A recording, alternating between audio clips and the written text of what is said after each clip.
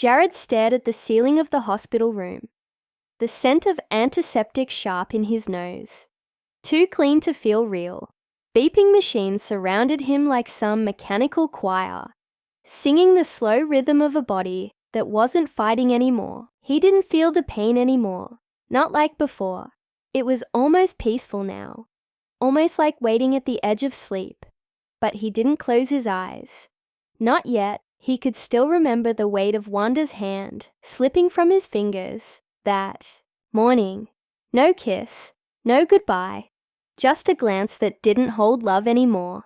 And then she left, like the years they shared had turned into fog. Easy to walk through and forget. Charles had shown up later, his jaw tight, eyes darting like a man carrying someone else's guilt. He didn't say much, just asked if Jared needed anything. Stood at the end of the bed like he didn't know where to put his hands. Jared watched him and knew he didn't need words. Charles always followed Wanda like a shadow too close to be ignored. Mary visited once a week. She was the kind of woman who smiled through her own heartbreak. Her eyes always held questions, but she never asked them. Just brought flowers and talked about anything but the fact that Jared was dying. He liked her for that, for pretending the world hadn't fallen apart around them. The truth is, he didn't feel sad anymore. He'd already grieved his own death weeks ago. When Wanda walked into that hospital room, with her wedding ring missing and eyes too dry to have loved him in a long time. That day, he died a little inside. And now, the rest was just catching up. They said he had weeks left, maybe.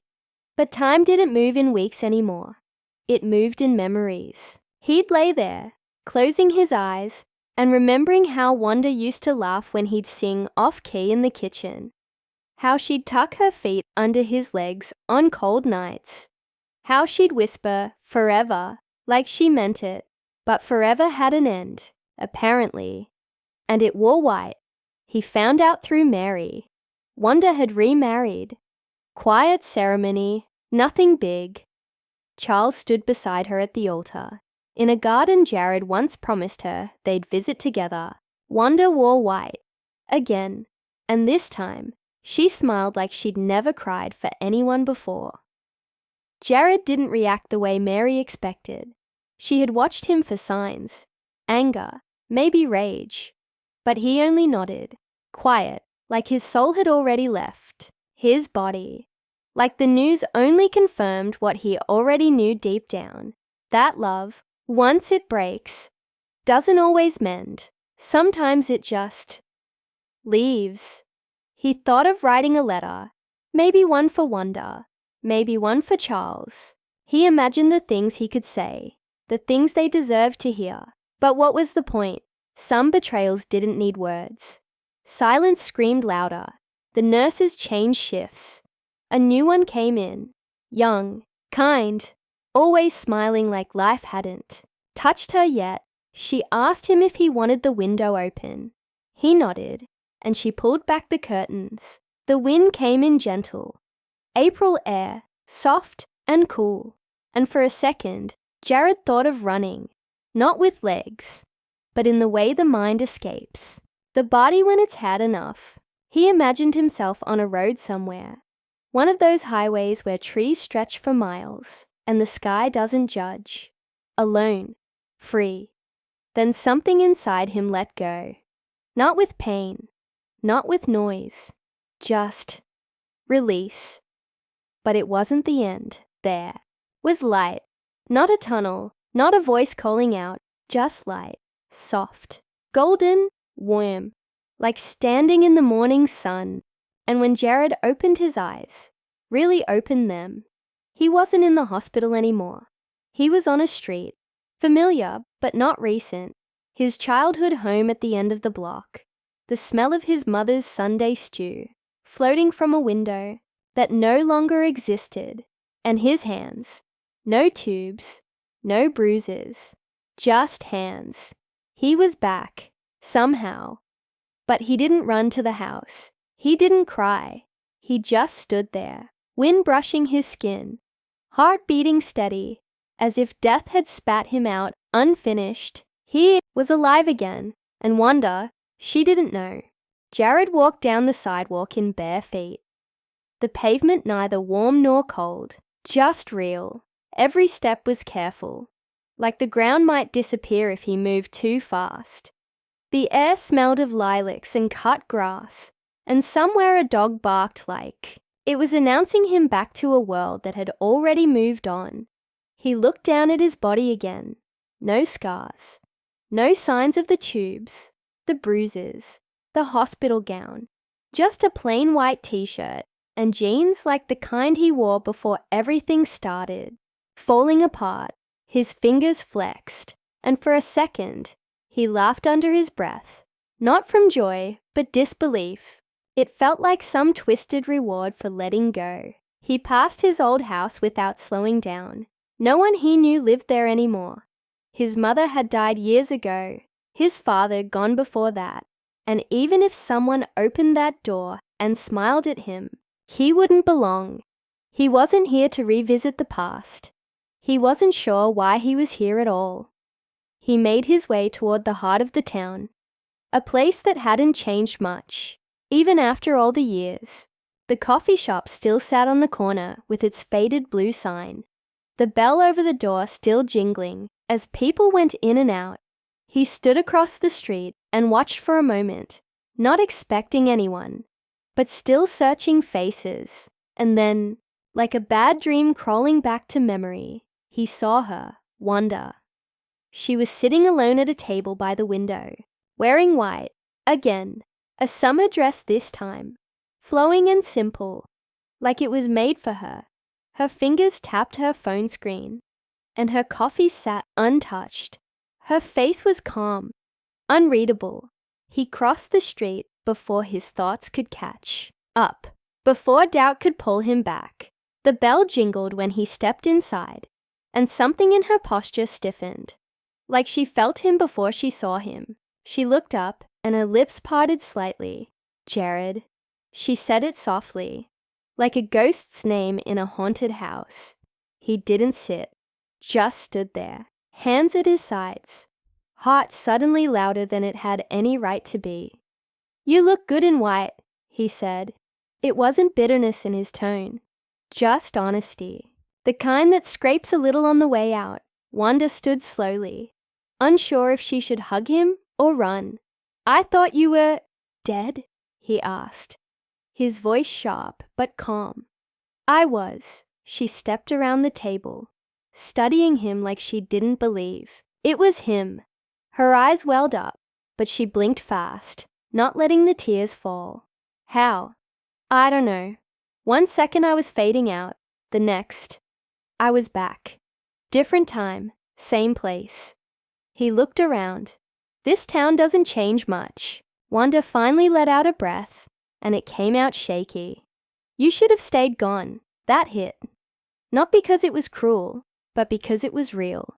There was no apology in her tone, just tired truth. He didn't flinch. "I didn't come back for you," he said. "I just came back. That's all." Wanda crossed her arms, her ring hand catching the light, still wearing it. Charles's ring. "Does he know?" Jared shook his head. "I doubt anyone knows. I haven't seen anyone but you." Ace beat past, then another. "You're not here to ruin things?" she asked, like she needed that one piece of hope left untouched. "No," he said. "I'm here to let go. For real this time." She swallowed hard, the walls in her eyes rising fast. "You don't get to come back and rewrite what happened." "I'm not trying to." He stepped back, toward the door. "I died loving you. That's enough.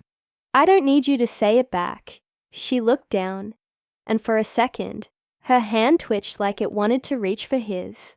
But she didn't. She stood still, cold, composed, distant in that way only someone you once knew completely could be. Jared turned without another word. The bell rang as he stepped out, and just like that, he was gone. But as he walked away from her, something burned in his chest. Not anger, not sorrow. Just the ache of being a man, reborn into a life that wasn't his anymore. He didn't belong to Wanda. He didn't belong to anyone now, and that was freedom. Jared didn't know where to go next, so he let his feet take the lead. The sun climbed higher, casting shadows across sidewalks and storefronts. But nothing in this town felt like it had waited for him. It had moved on, the way life always does. The trees bloomed, people laughed behind coffee shop windows, and somewhere a radio played old songs that used to mean something. He passed the park where he and Wanda once slow danced under fairy lights during an anniversary picnic. No music then either, just her humming and the sound of wind moving through leaves. He didn't stop now. He just kept walking. By the time he reached the edge of town, the roads were quieter. The gas station where he used to work weekends as a teen still had the same flickering sign. An old man leaned against a car, cigarette dangling from his mouth, giving Jared a lazy nod as he passed. Jared nodded back. No recognition, just two strangers moving through the same space. He sat down on the curb outside the station, resting his arms on his knees. His mind didn't feel like his own yet. There was a heaviness in his chest that didn't come from lungs or sickness. It came from knowing that life had continued without him, that even grief, given time, had found someone else to rest in. Wanda had remarried Charles. Of all people, Jared wasn't surprised, but it still stuck like a splinter, deep in the skin, not because Charles had loved her. Jared had seen that years ago, but because Charles never had the guts to say it, while Jared was still breathing. That kind of cowardice didn't deserve a reward like Wanda, and maybe, in another life, Jared would have fought for her, raged, demanded answers. But this life, this version of himself, reborn, detached, tired, he didn't have it in him. He wasn't here to win her back. He wasn't here to win anything. Jared? The voice pulled him back fast. He turned, startled, and there she was. Mary! She looked like she hadn't aged a day, still had that messy ponytail, still wore oversized sweaters, even in spring. But her eyes, those soft, tired eyes, they locked onto his like they'd never stopped searching. I thought you were dead, she whispered, hands trembling as they covered her mouth. I was, he said quietly. Tears welled up, and she didn't blink them away. She walked toward him slowly, cautiously, like she might break the moment if she rushed. How is this even possible? I don't know. I woke up. Just like this. I came into town, saw Wanda. He trailed off. No need to explain. More. Mary sat beside him, not touching, just close enough to make the silence feel less lonely. She didn't cry at your funeral, she said after a long pause. Everyone else did, even Charles, but not her. Jared looked over, his voice low. She already let go before I stopped breathing. Mary sighed, wiping her face. I always thought she stayed because she felt guilty. After what you went through, after how you still looked at her, like she was your son. She was, he said softly. Until she wasn't. Mary glanced at him, that same look she used to give in the hospital, when she thought he was sleeping. The kind of look you give someone when you want to ask if maybe, just maybe, you could be the one they need, if only they'd look your way. I missed you, she whispered. Jared stared ahead at the empty street. I missed a lot, and then she did something he didn't expect. She reached for his hand. Not a big gesture, just fingers brushing his, asking, not taking. He didn't pull away. He closed his eyes for a moment, letting the warmth settle. In his skin, in his chest, in whatever part of him had come back wanting more than just silence. Maybe Wanda had let go. Maybe Charles had stepped into the life Jared left behind. But sitting there, beside someone who hadn't turned her back, who never left even when there was no reward for staying, he felt something crack open inside. Not pain, not regret, but space. A space to begin, and this time, maybe it didn't have to end in silence. Mary's fingers stayed lightly on his, neither pushing for more nor letting go. That was her way. Soft presence, quiet loyalty, the kind of woman who didn't demand answers, but deserved all of them. Jared let his hand stay there, still unsure what to make of the weightless connection, but not ready to break it either. "Where will you go now?" she asked after a while, her voice low. He stared across the road.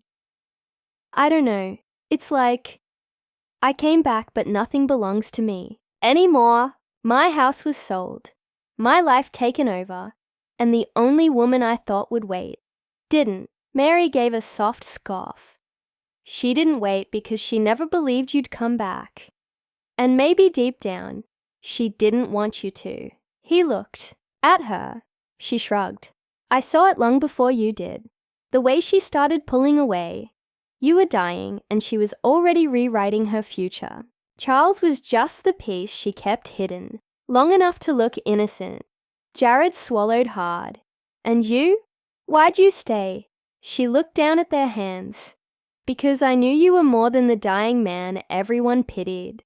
And I couldn't stomach the idea of you going alone." He exhaled, a sharp, pained breath. "I remember waking up in the hospital room one night," he said. "Lights off, everything quiet. I couldn't move much, but I heard someone crying, real soft, just breathing hard and choking on it. I thought I dreamed it." Mary blinked fast. "It wasn't a dream." He turned to her. "You stayed?" She gave a small nod. "Every night, even after your sister said you wouldn't make it through the week. I just couldn't leave you." His throat tightened. "I never said thank you. I didn't stay for that." He didn't speak again for a long moment. The wind carried the sounds of passing cars and a child's laughter in the distance. Life kept moving, indifferent to who returned and who didn't. "Do you think people like us get second chances?" he finally asked. Mary tilted her head, a half smile creeping onto her lips. "You died and came back, Jared. If that's not a second chance, I don't know what is." "Yes, but it feels like I came back to a life already finished. Like someone else already wrote the ending while I was gone." "Then maybe you're not supposed to finish that book," she said gently. "Maybe you're supposed to start a new one." Jared studied her. There was something calm in her, something unbroken, even after sitting through the worst days of his life, with no promise that he'd ever wake up again. "You're the only one who didn't move on." "I didn't need to," she said. "You never really left me." Her words landed deep, and he didn't know how to respond. So instead, he stood, offering her his hand. She took it without hesitation, and for the first time in what felt like a lifetime, he smiled. A real one. "Come with me?" he asked. "Anywhere," she said. They walked past the gas station, hand in hand, away from the town center. No destination, just motion. And sometimes that was enough. At a small overlook just beyond the woods, they stopped. The horizon stretched wide. Fields, distant rooftops, clouds curling against the blue sky like paint strokes. "I don't know what I'm supposed to be now," Jared said, his voice quieter than before. "You don't have to." "No today," she replied. "You just have to be." He nodded slowly, letting the silence settle around them like a blanket. Behind him, Wanda was probably making dinner in a home filled with a man who used to call Jared his best friend. But that was no longer his concern. That chapter was closed. Ahead, there was Mary. There was the road. And for the first time since waking up in a body that shouldn't be alive, Jared felt like maybe, just maybe, he didn't need to chase what he lost. Maybe it was time to find what he hadn't even known he was missing. They ended up at Mary's place by sunset. It was a small, quiet house tucked at the edge of town, behind a row of birch trees that shimmered in the evening breeze. Nothing grand, nothing loud, just warm lights, creaky floors, and the smell of something baking. She'd left the oven on, apparently. Jared walked in behind her like a man stepping into a memory he didn't have. And somehow, it still felt like home. "You still live here?" he asked, taking in the photos on the walls, the books stacked on the table, the jacket tossed over the back of a chair. "Never felt like leaving," she said, shrugging. "Besides, I didn't have a reason to." He watched her move through the kitchen with a kind of grace that only came from solitude. She wasn't lonely, though. She just knew how to be alone. That was something Wanda never learned. "I used to wonder what it'd feel like," Mary said suddenly, pulling out plates. "You know, if you made it. If somehow you survived all that pain. But even in my best daydreams, I didn't think you'd come back like this." Jared leaned against the counter, eyes on her hands. "Like what?" "Different," she said, not looking at him. "Quieter, more empty." He exhaled slowly. "Death strips you down, Mary. You don't come back with all the pieces." She finally looked up. "Then we'll make new ones." The way she said it, so calm, so sure. It chipped away at the wall around his chest. They ate in near silence. Only the clink of forks and the hum of a fan filling the space. Every so often, Mary would glance at him, her expression unreadable. She didn't ask about Wanda again, didn't bring up Charles. She just let the night breathe. Later, after the dishes were washed and the sky had gone fully dark, they sat on the porch. Jared nursed a cup of tea, his hands finally steady. "I saw Charles once after the funeral," Mary said.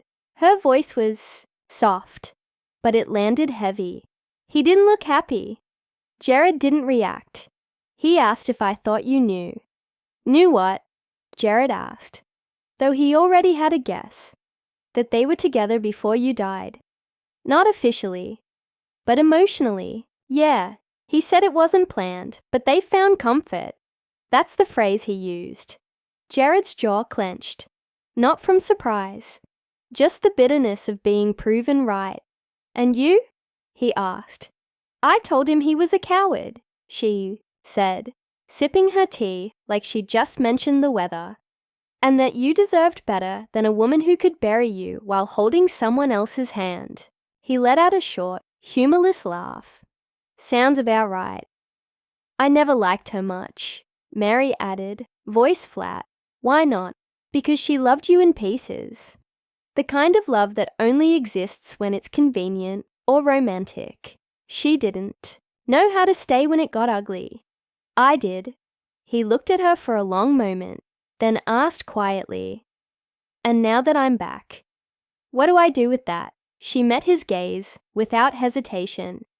"You stop chasing people who left, and you start choosing the ones who stayed." Jared didn't answer. Instead, he looked up at the stars, breathing in the night air like it was trying to tell him something. Maybe he hadn't come back to fix anything. Maybe the point of his return wasn't to reclaim his old life, but to finally understand why. It had fallen apart. He turned toward Mary. She wasn't smiling. She didn't need to. Her presence alone was an answer. "I don't know how to begin again," he admitted. "You already have," she said. And for the first time, that didn't feel like a lie.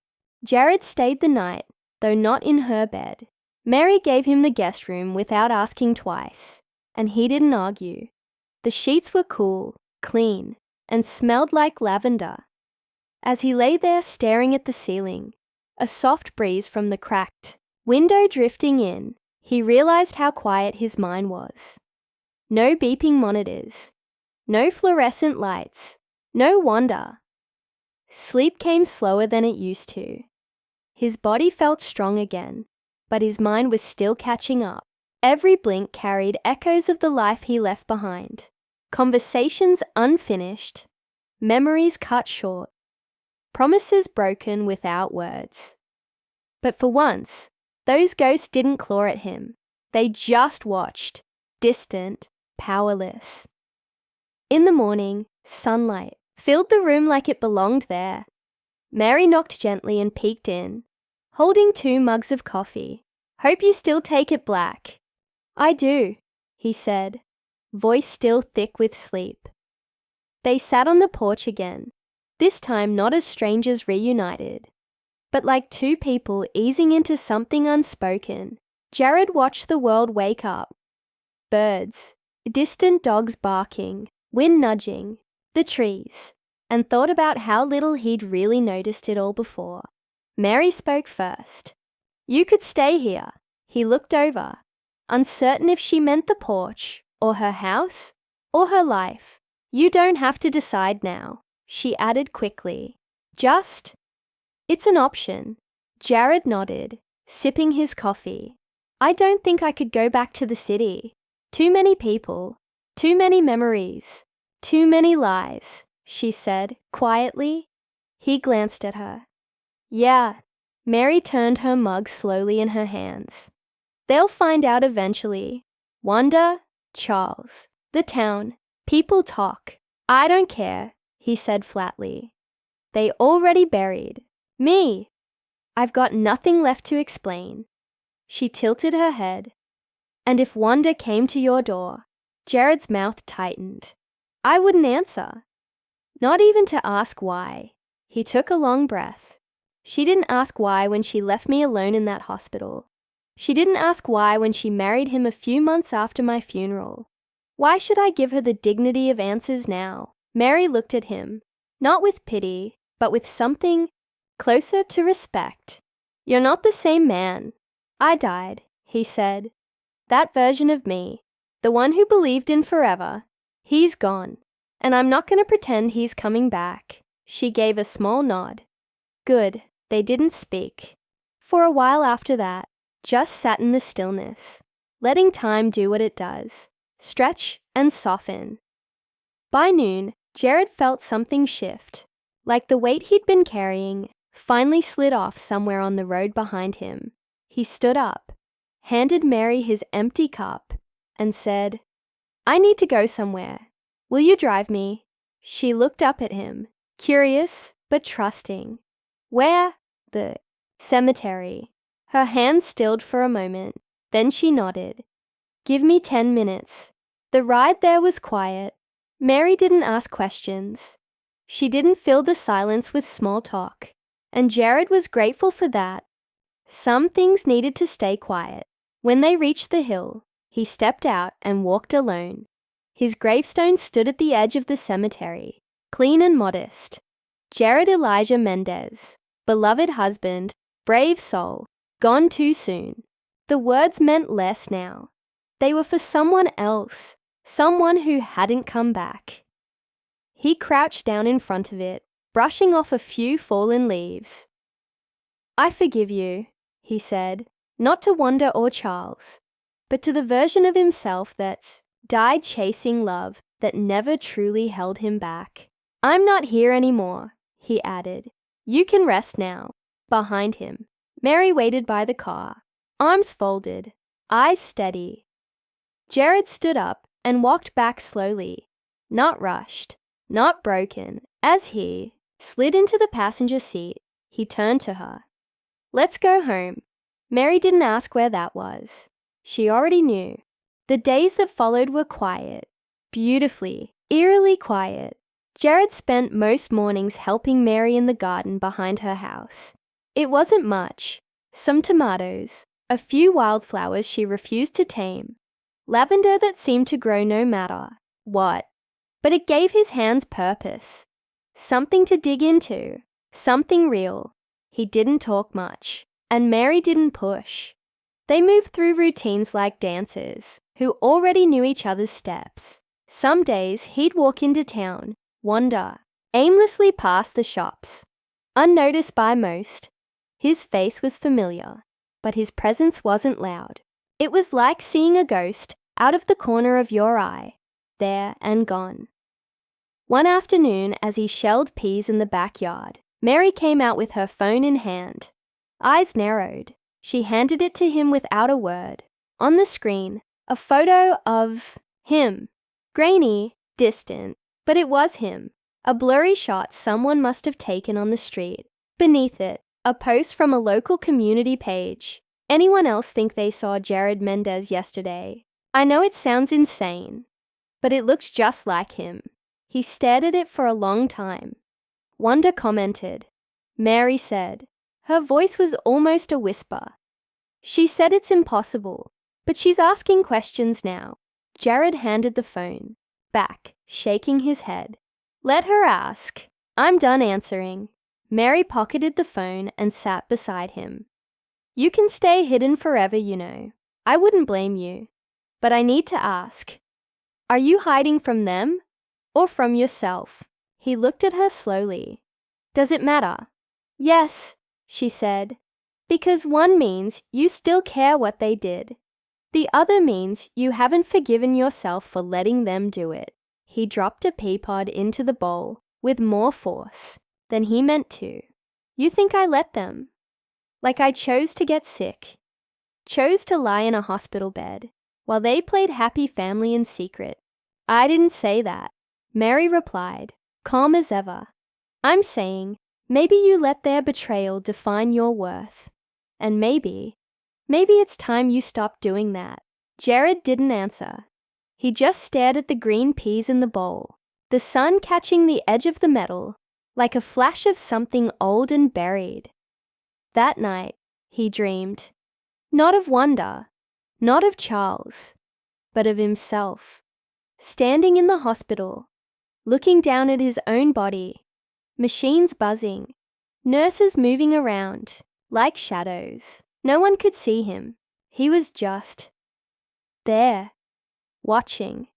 And in the corner, there she stood, Mary, alone, crying, her hand pressed to his foot like she was grounding herself. He tried to reach for her in the dream, but he couldn't move, couldn't speak. He woke up with a jolt, breath shallow. Mary was already in the kitchen, humming to herself as she poured coffee. He walked in slowly, sat at the table, eyes heavy. You okay? She asked, setting a cup in front of him. I saw you, he said, in a dream. At the hospital, crying, holding my foot. She didn't look surprised, just nodded. I was there, she said. I stayed the whole night. Everyone else left when the machine started slowing down. They said I should say goodbye, but I didn't want to. I just held on to the only part of you I could reach. He swallowed hard. You brought me back. No, she said, but I never let you leave alone. Jared reached across the table and took her hand without thinking. Not searching, not asking, just holding. He didn't know where this path led. Maybe the world would find him again. Maybe Wanda would come knocking, full of regret or rage. Maybe Charles would try to defend what he did. But in that kitchen, in that moment, Jared knew something he hadn't known in years. He was alive, and for once, he wasn't trying to escape that. A week passed, then another. The town kept talking. Jared's name slipped into conversations again, whispered like a secret. People weren't sure they were allowed to believe. A woman at the bakery swore she'd seen him buying bread. A teen posted a TikTok claiming she walked past his ghost outside the library, and eventually, inevitably, someone knocked on Mary's door. It was Wanda. She stood on the porch in a beige coat, her hair tucked behind her ears. No makeup, no ring, just her, raw and shaken, clutching her purse like it was the only thing keeping her from unraveling. Mary opened the door. Didn't smile, didn't invite her in. "Is he here?" Wanda asked, her voice rough. Mary didn't blink. "He doesn't want to see you." Wanda's lips parted, wounded, defensive. "He doesn't even know why He knows." Mary cut in. "He knew the moment you stopped showing up. The moment you looked at him like he was already gone." A silence pressed between them. Wanda looked past her shoulder, trying to see inside. "Please, I just need to talk to him. One conversation. I deserve that." "You don't," Mary said calmly. "But I'll ask." She turned, walked into the kitchen where Jared had heard every word. He sat at the table, hands clasped, eyes tired but clear. He didn't look surprised. "She's here," Mary said, voice quiet. "She wants to talk." Jared stood. His heart didn't race. There was no anger left in him, just something deeper, final. He walked past Mary, through the hall, and stopped at the door. Wanda turned toward him, eyes widening like she'd seen a ghost. "You really are alive." "I am." She stepped closer. "Jared, I don't even know what to say." He tilted his head slightly. "You said enough when you left." "I was grieving," she whispered. "I was broken. I didn't mean to fall for Charles." "You didn't fall," he said. "You climbed into that choice. Carefully, quietly." She blinked fast, trying to swallow the heat behind her eyes. "It wasn't supposed to happen like that. I didn't plan it." "No," he said. "You just didn't stop it." Silence stretched. "I loved you," she said. He didn't flinch. "No, you loved the version of me that didn't need anything. Back, the one who kept giving, even while dying." She looked down. "I'm not angry anymore," he said.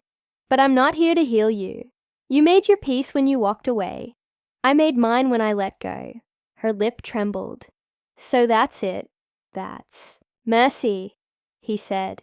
"Now go." She looked at him like she might fight, might push one last time.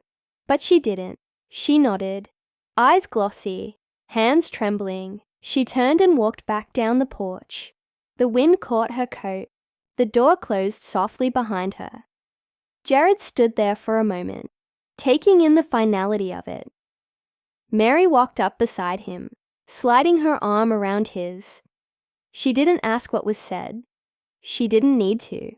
They sat outside together as the evening fell, sky painted in soft orange and pink. The world quiet again. "Do you regret it?"